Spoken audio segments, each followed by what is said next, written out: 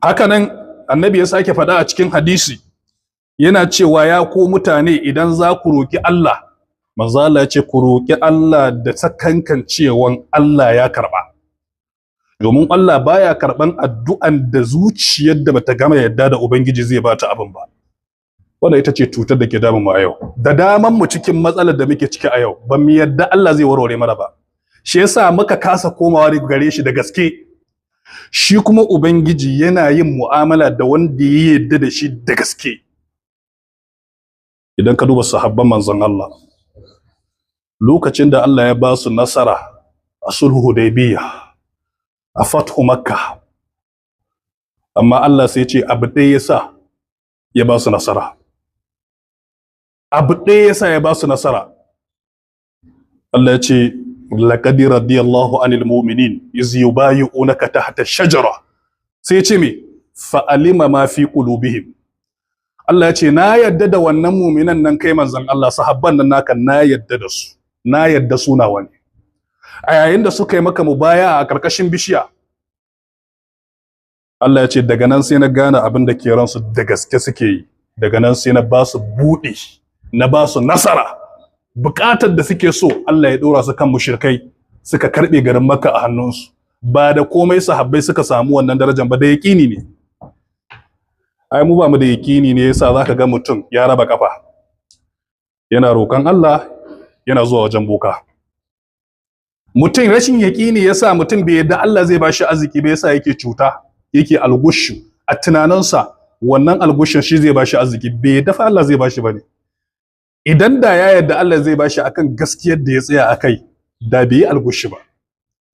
Ba mu yadda Allah zai ba mu gaskiya, bai ba mu arziki ba, yasa muke bin hanyoyi da Allah bai yadda da su ba wajen neman arziki. Ba mu yadda bane. Ba mu yadda Allah zai ba mu shugabanci ba, yasa muke tunanin mai magudi, yasa muke tunanin mai satan akwatu, yasa muke tunanin mu je wajen boka yasa sa mana sharuɗan da za su fasa ta Allah. Ba mu yadda Allah zai ba mu ba. Wallahi babu mutumin da ya taba tawakkali ga Allah ya tozarta. Wallahi duk matsalar da muke ciki a Najeriya, idan da yau za mu yadda Allah zai warware mana mu koma ga Allah da gaske, kuma mu aiki tukuru, ba za a wuce lokaci kankani ba za ka ga Allah ya kawo mana mafita ta inda ba ma tsammani. Amma me aksarin mu ba mu yadda Allah zai yi ba. Idan an ce ayi roƙon Allah sai ka ji mutum ya ce to tiyo shi ake roƙon, ai kuna yi ne babu yaƙini, shi yasa. Idan da akwai yaƙini a ranku za ku samu abin da kuke bukata. Ka sakankance ka yadda Allah zai maka, ka yadda Allah zai baka. Idan ka yadda Allah zai baka, me yasa kake cutan mutane? Idan ka yadda Allah ke bada lafiya, me yasa kake zuwa wajen boka idan ka nemi lafiya? Idan ka yadda Allah ke bada mulki, me yasa kake tsallake hanyoyin da Allah ya yarda da shi na karban mulki? Ba mu yadda ba. Idan muka duba halin da muke ciki a yau, babban masifar da muka samu mu a yau rashin yaƙini da tawakkali ne. Ba mu yadda Allah zai yi ba. Shi yasa sadda zuciya ta yadda Allah zai mata, babu abin da zai iya cutar da ita. Babu abin da zai iya cutar da bawa. Bayin Allah, wannan addu'a da ake cewa mu yi yana taimakon mu wajen rushe duk wasu musiba, kuma ya kawo mana duk wani amfani. Idan kuka duba addu'an ma an daina, mun koma tunanin dabaran mu ne zai kwace mu. Ko shakka ba addu'a kaɗai ba zai wadata ba, sai an tashi an yi aiki. Aikin ba zai wadata ba sai an tashi an yi addu'a.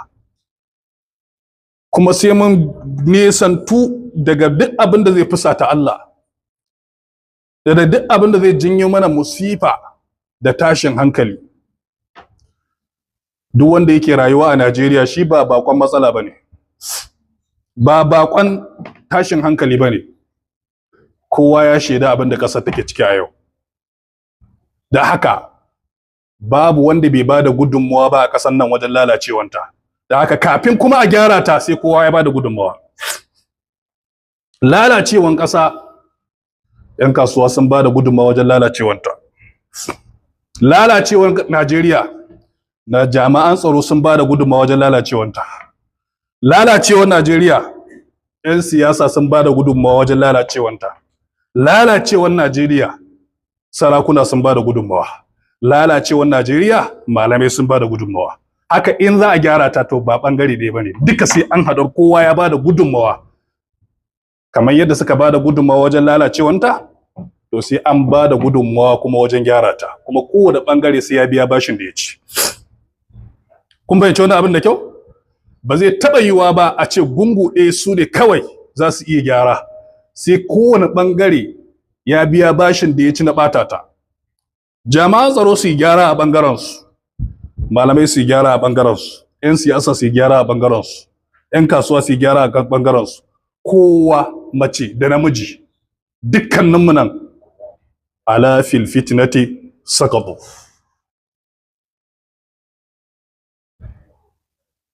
Idan muka duba a cikin jawabi da muka kawo da tawakkali, sai muka ce annabi Ibrahim da annabi Musa. Annabi Musa ba gayya bane ya taimake shi yi nasara akan Fir'auna, domin Fir'auna ma cewa innahum la shirzimatun qalilun wa innahum lana laga'izun.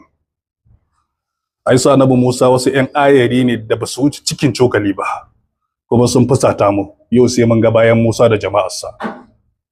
Shine Allah ce falamma tara al-jam'an, yayin da bangare biyu suka ga juna, annabi Musa na gudu, Fir'auna da jama'arsa suna bin sa. An zo gaban teku ta yadda yanzu in suka juya kisa ne, in suka shiga teku mutuwa ne. Mutanen annabi Musa suka ce tamu ta kare, tamu ta kare, tunda yanzu in mun shiga teku mutuwa za mu yi, in muka juya Fir'auna ga jama'arsa. Annabi Musa ya ce kala kalla. Wannan yaƙini ne yasa annabi Musa ya faɗa haka, dan a sadda ya ce kalla bai ga Allah ba. Sadda ya ce kalla ba za a gama da mu ba, Allah bai magana da shi ba. Amma ya faɗi haka ne saboda ya san a take nan in ya yaƙini Allah zai amsa masa. Kala kalla inna ma iya rabbi sayahdin. Ubangiji na tare da ni, shi zai bani hanya. Yana gama faɗin wannan kafin Fir'auna ya iso, har an yi an gama. Wa fa auhayna ila Musa an idrib bi asakal bahr. Muka ce Musa bigi tekun da sandanka, fan falaka, yana bugun tekun sai ta tsagi.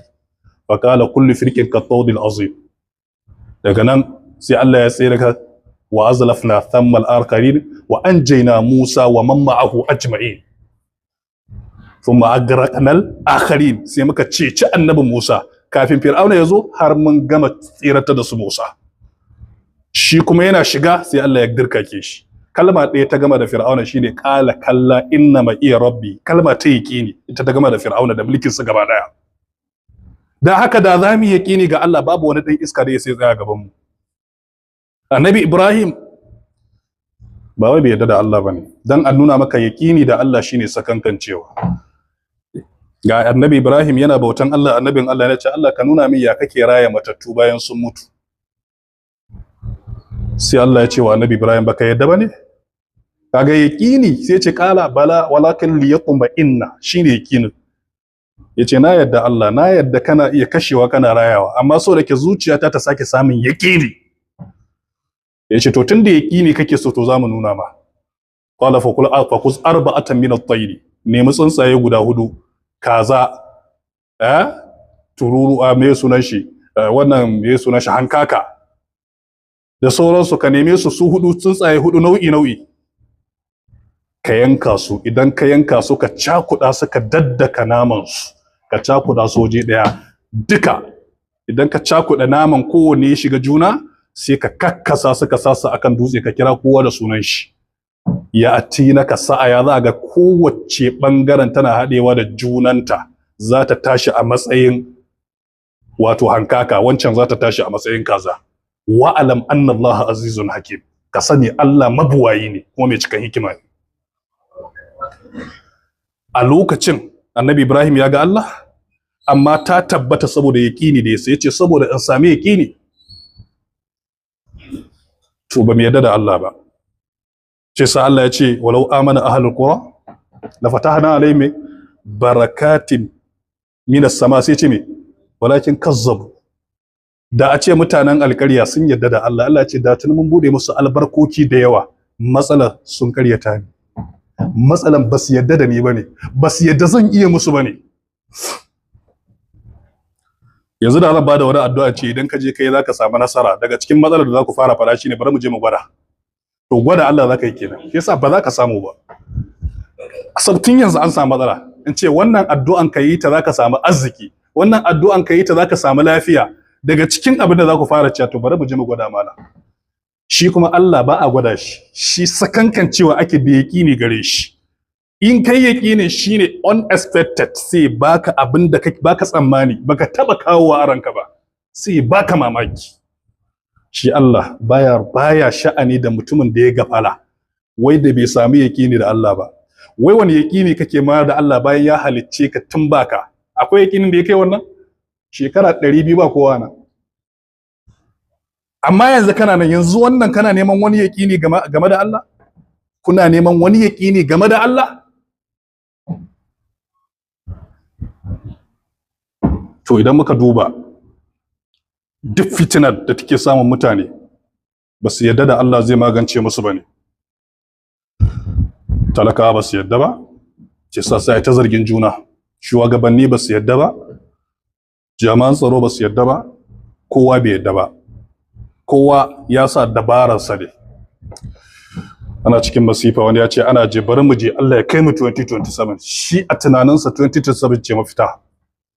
Kai baka san Allah in zai kawo mafita ba, wa ma amruna illa wahidatun kalamhim bil basar. Allah ce in zan kawo mafita ba maganar shekara ake ba. Allah ce in zan kawo mafita ba maganar watanni ake ba. Allah ce kiftawan ido ake magana. Da haka in zan ba ku mafita ba maganar 2027 ake ba, maganar kiftawan ido yake. Wa ma amruna illa wahidatun kalamhim bil basar. Allah ce al'amarin mu in mun so mu canza shi, Allah ce kaman kiftawan ido ne. Sai mu canza shi. Tsakanin Musa da Fir'auna a lokacin da aka gama, shekara aka yi da aka gama da Fir'auna tsakanin Musa, shekara aka yi. Amma kafin hakan ta faru ba sai da Musa ya sha gwagwarmaya ba. To yan Najeriya kun yi gwagwarmaya, abin da ya rage shine ku gyara halinku sai Allah ya kawo mafita.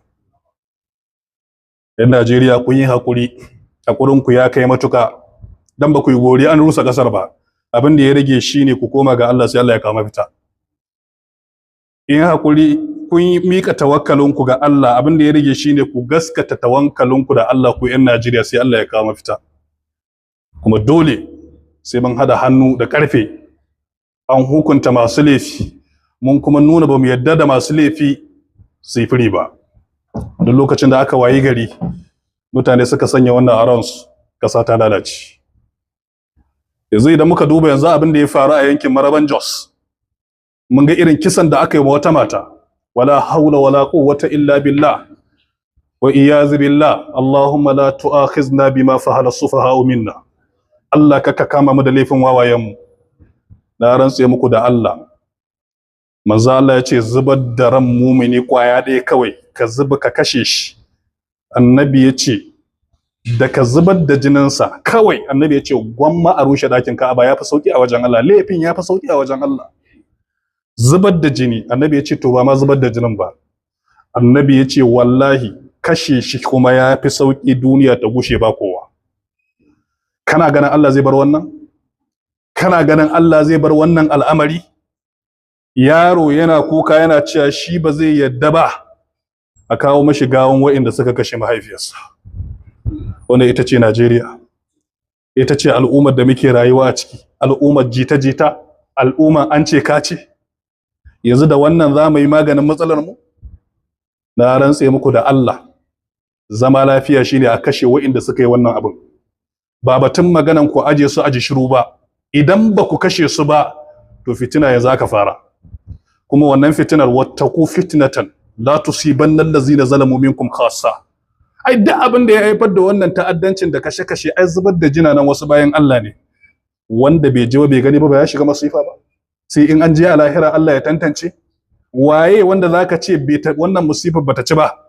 Ta ci mumini, ta ci fajiri, ta ci musulmi, ta ci kafiri, ta ci jami'an tsaro, ta ci masu mulki, ta ci waye, kowa ana cikin musifa. Da haka gwamnatin Kaduna idan tana jin wannan sakon, ba za ki taba zama lafiya ba, Kaduna ba za ta zauna lafiya ba idan har wa'innan mutanen ba zata musu da hukuncin kisa ba. A ka'idan musulunci idan mutane 1000 suka haɗu suka kashe mutum ɗaya, duk mutane 1000 za a kashe. Domin me? Wan nafsu bin nafsi. Dan wa'innan mutane 1000 idan aka bar su nan gaba za su kashe mutane 10,000. Wannan shine mafita. A yau an wayi gari muna cikin musifa da bala'i. Kowa yana kallon wannan al'amari yana tafiya, an zira mata ido, kowa yana duba maslaharsa. A ce yau a wayi gari 'yan ta'adda suna abubuwan da suka ga dama a cikin gari, su kashe wanda suke so, su sace wanda suke so, su kwashi dukiya wanda suke so. Ba wai ba a da yadda za a yi bane, ana da yadda za a yi, amma an zura ido. Kuma shi Allah yana nan baya bacci, wa ma kana rabbuka nasiya. Dirran bayan Allah da aka zubar da su ba dalili, wallahi tukuici na nan tun daga nan duniya har lahira. Allah ya kiyaye. Haka nan addu'a da muka ce ku yi addu'a, shine ai addu'a da yaqini da tawakkali. Ai addu'a da yaqini da wa ka yadda Allah zai iya ceton ka, zai iya kare ka, to yi addu'a. Ka nemi kariyar Allah. Ya kai wanda baya addu'a, ka san adadin mahasada nawa kake da shi da suke neman ganin bayanka? Ya kai wanda baya addu'a, ka san masihirta nawa suke yin sihiri a kanka saboda kasuwancinka ko aikin ofis ɗinka? Ya kai wanda baya addu'a, ka san mutane masu kambin baka nawa suke kallon ka? Ya kai wanda baya addu'a, ka san makirai nawa suke shirya ma makirci? To lalle sun kusa ganin bayanka idan baka dage da addu'a ba. Wa yakadu allazina kafaru la yuzliqunaka bi absarihim lamma sami'u dhikra wa yaquluna innahu la majnun. Kafirai idan sun ga manzo Allah sai su dinga kallon shi da ido, saboda abin da ke cikin idon su na jin haushin manzon Allah, na kambin baka ya kama annabi ya mutu. Wallahi babu abin da zai kare mutum daga musibar wannan zamani in ba addu'a ba. Annabi ya faɗa cikin hadisi, yace za a yi lokacin da mumuni bai da mafaka kwaya ɗaya in ba addu'a ba. Kuma muna cikin wannan zamanin, domin yanzu musifu sun yawa.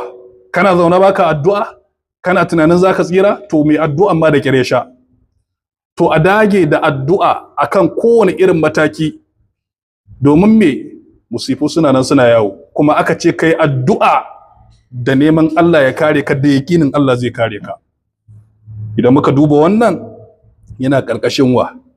Yana ƙarƙashin tawakkali da neman mafita a wajen Allah subhanahu wa ta'ala. Haka nan Allah ya ce duk wanda ya tawakkali ga Allah, Allah ya ishe shi. Kuma mummunai ga Allah suke yin wa? Tawakkali. Yaya za mu yi a ce ba za mu yi tawakkali ga Allah ba bayan Allah ya shiryar da mu hanyoyi, kuma za mu yi haƙuri game da cutar wanda ake mana? Wa alallahi falyatawakkalil mu'minun. Idan muka duba wa'innan matsaloli, bayan yakinin mu ga Allah mun yi addu'a, to sai kuma mu hada da wa? Da gyara halayen mu. Daga nan ne sai taimakon Allah ya zo mana ta inda ba ma tsammani. Duk wata musiba, duk taron makiya ba komai bane a wajen Allah. Duk wata matsala, duk zaluncin shugaba ba komai bane a wajen Allah. Yana zaluntan ku ne saboda ya san ba da gaske kuke ba kuma. Dole mu hadu domin mu gyara wannan matsala da ke wannan kasan ta hanyar yin abin da ya dace.